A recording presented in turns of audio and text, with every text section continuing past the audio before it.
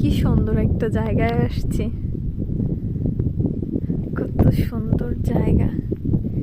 কি সুন্দর দুর্বা ঘাস গো, মন চাইতেছে একটু খালি পায়ে ওটার উপর দিয়ে হাঁটি। হাঁটো, সমস্যা কি? ঘাসগুলো অনেক পরিষ্কার, মন হাঁটো। চাইতেছে খালি পায়ে হাঁটি। হাঁটো, হাঁটু সেই, হাঁটো, হাঁটু।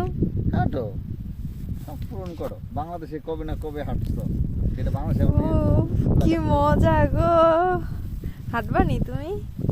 আমার তো মন চায় কিন্তু উফ, অনেক অনেক মজা লাগে। ঘাসগুলা ঠান্ডা, এই গরমের মধ্যে ঠান্ডা ঘাসে পাড়া দিতে উফ বেল।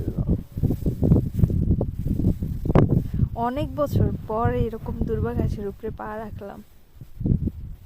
সেইখানে একটু শিশির হইলে ভালো হইতো। সকালে আসবা, সমস্যা কি? সকালে আসবা। তুমি একটু হাঁটবা না, আসো। এরে বললা কি গো, আমার জুতায় বললা কে? এই যে দেখো আমার জুতায় বললা বসছে দুইটা। আমার জুতা এত মজা লাগলো গো। গেছে গা? ওই যে ও, ও কতগুলা বললা আসছে, দেখো তোমার পায়ে লাল জামা পরছো?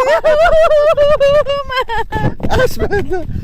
কিছু কইব না, এটা ইউরোপিয়ান বললা, এটা আফ্রিকান বললা না। এই বললা আসলো কি লিগা? এখন আমরা এই জমিতে নামছি, জমির ভিতরে একটু হাঁটাহাঁটি করব। এই জমিটা দেখলে কি মনে হইতাছে জানো? মনে হইতাছে কি যে ছোটবেলায় দেখতাম ধানের জমি আছে না, ধানের জমি থেকে যখন ধান কেটে নেওয়ার পরে যে এরকম ধানের গাছের গোড়াগুলা না থাকতো, জমি শুকায় থাকতো, তার ভিতরে এরকম হাঁটতাম। আমার এখন সেই ফিল হইতাছে।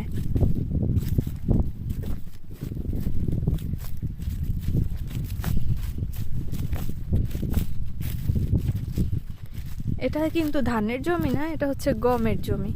গম কাটা হয়ে গেছে, এখন এই যে গম গাছের গোড়াগুলো রয়ে গেছে ক্ষেতের মধ্যে।